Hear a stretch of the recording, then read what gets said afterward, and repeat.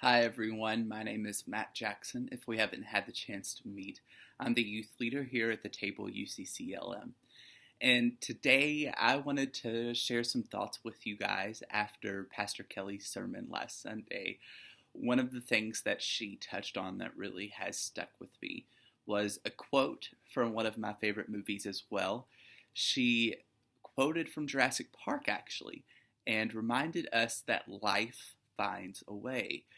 And I think there's something really beautiful in remembering that quote right now and what it means that life finds a way. And I think we're living in this really, really weird, strange, kind of surreal time. Like it feels like we're in a movie itself, I think. And I've struggled with thinking about how will life go on when this is over, what will change.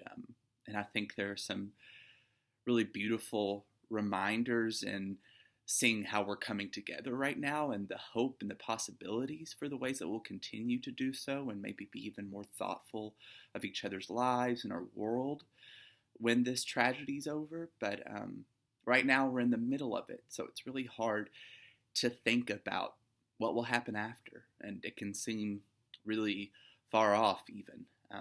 But I think I wanted to think about ways that life is continuing to happen around us right now in the middle of all of this. I know I've been really encouraged to see the way that life is going on right outside my window. We live in a really beautiful part of our country. I think San Diego has so much natural beauty, obviously, from our trees to all the different creatures who live and share this land with us. And one of the beautiful and weird things too is seeing the ways that they're largely unaffected, and even the ways they've benefited from this weird time that we are in as humans. And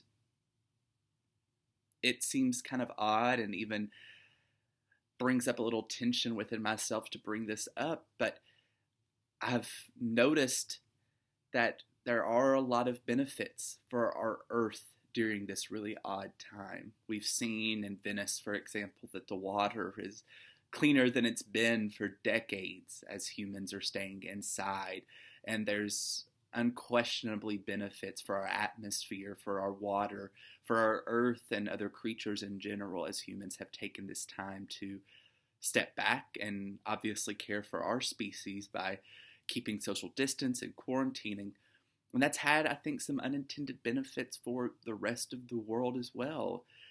And it's odd to think about that, how by humans staying inside, the Earth's healing in a way.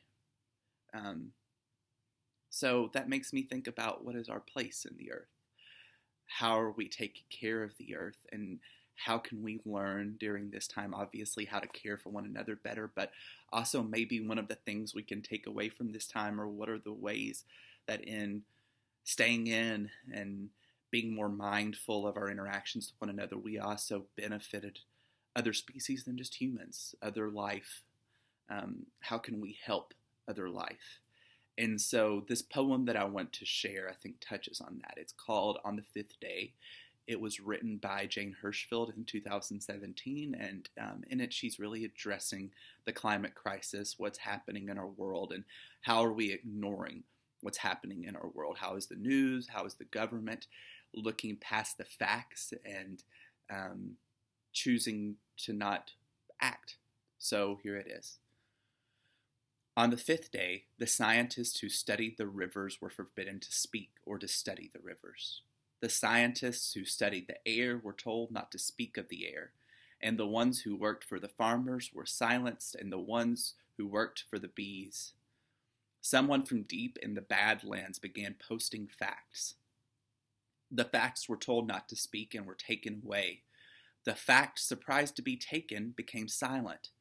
Now it was only the rivers that spoke of the rivers, and only the wind that spoke of its bees, while the unpausing factual buds of fruit trees continued to move toward their fruit. The silence spoke loudly of silence, and the rivers kept speaking of rivers of boulders and air. Bound to gravity, earless and tongueless, the untested rivers kept speaking. Bus drivers, shelf stockers, cold riders, machinists, accountants, lab techs, cellists all kept speaking. They spoke the fifth day of silence. So my prayer for us is that we continue to reflect on how we can be of service to our fellow humans, but also how we can be of service to our planet. And what can we take away from this weird time that we're in? May peace be with you, and you all are all in my thoughts and prayers.